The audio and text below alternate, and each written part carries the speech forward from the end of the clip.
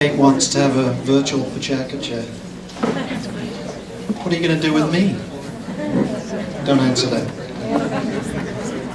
All right. So we've had I think we've had relatives present before, but I think this is the first brother of a previous presenter. Arnold, Kasemsarn isn't your usual PK speaker. Okay. But, you know, Arnold, this is a really long one. This isn't 30 words. Which 30 should I read?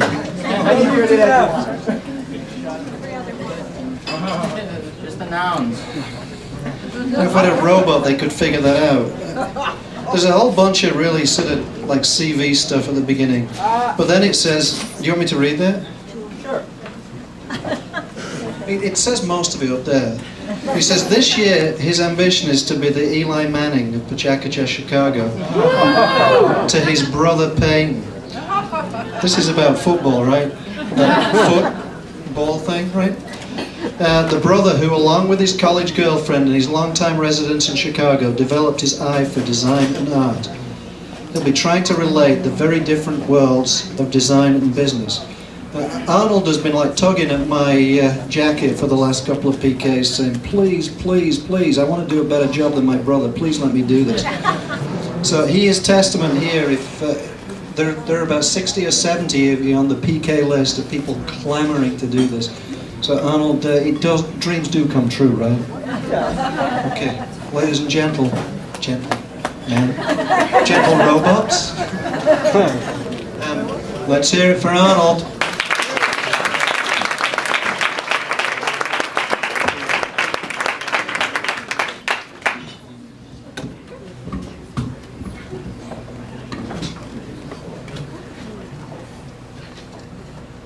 So when I was younger, these are some of the design questions that I confronted. Why was electricity always delivered in over 3 wires? Why did so many highway overpasses look almost the same? Why did so many air routes seem to start and end in the same cities? And yes, if you're a Mac, then I'm a PC. Over time, I also came to ask other questions. For instance, what distinguished a band shell that was known by millions from its predecessor just across the street? Why would people recognize a studio game building among a dozen buildings in the same neighborhood that were about the same size? What type of developer would promote a blue 90-story tower by recruiting its project manager on a reality TV show? And I realized that these questions arose from the same source. They arise from how organizations have assigned value to their values. There's how project sponsors and designers decide priorities among their own range of trade-offs, compromises, and commitments. But beyond the immediate project teams of both sides, the gap of understanding between sponsors and designers is expressed by just 2 factors: the budget and schedule. I've spent most of my career on the left side of this line. But I've always had respect, and I've always respected and recognized the capabilities and contributions of the right side. On the left, values are expressed through the corporate strategy. In short, what is the company today, and what can it become tomorrow? And what are the designs that will enable that future?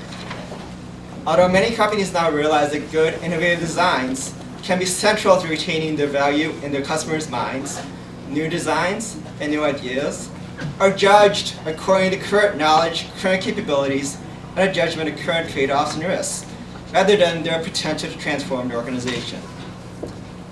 Customers value innovations by how effectively, honestly, and consistently the organization has met the expectations of today.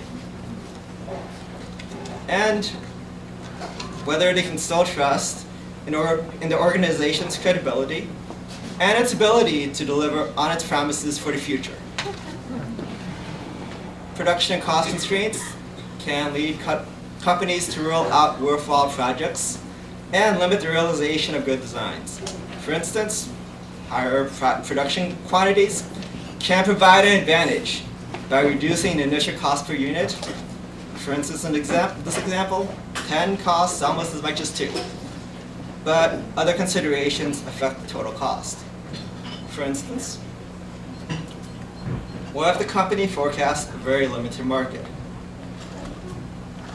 Or if the product has to be frozen? Or if it expires after just a week? Or if you have to call in a hazmat team to move it from here to there? These additional considerations can overwhelm the cost advantages of producing at a greater scale. Compromises of price and cost also affect judgments of viability. Some products are sold at a loss. Some cost increases are acceptable to maintain critical partnerships. But over the past few years, the big three car companies have emphasized large volume sales of large vehicles, while often discouraging innovation by their partners, and discouraging designs that might have redefined how the customers perceive them. Existing operations and capabilities can present other barriers to realizing new designs and new products. On the screen is the layout of an actual manufacturing plant. Although this plan looks straightforward, this is not the whole story. Over the past years, this plant has served an expanding range of customers, product designs, and requirements, leading to multiple variations as well as multiple scenarios that would bring this plant to a complete stop. By accepting and producing such a wide range of products, this plant has added significant complexity to its ability to serve its customers effectively. This example also illustrates common competition between today's needs and preparing for tomorrow, between limiting costs today and accommodating tomorrow's potential. These costs are not just borne during the planning and construction, but also in energy and maintenance and operating costs of facilities that are overbuilt for their time. Similar questions arise while commissioning the design location of a company's headquarters. For instance, will the building accurately reflect and convey the company's values? Will the building reinforce the company's image and its products? Or could the building reinforce an image that the company would rather leave behind?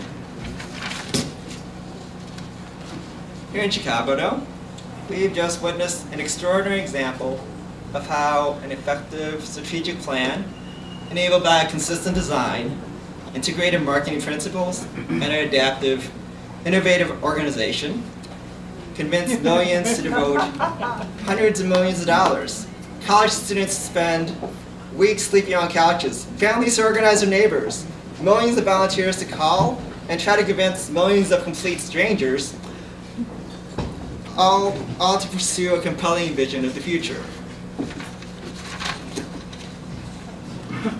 Campaigns, design, innovations involved applying known principles such as technologies to create a new type of organization. It created value and appealed to people's values in a way that transcended and created a new conception of what a campaign could be, while committing to a far larger budget than its predecessors. It taught millions about how decisions of structural design and messaging design and outreach and engagement can affect and change an entire organization. It reminded millions of people around the country and around the world that effective design can help bring forth transformational change and redefine the entire reason that an organization exists, and create value far beyond what most people could have expected.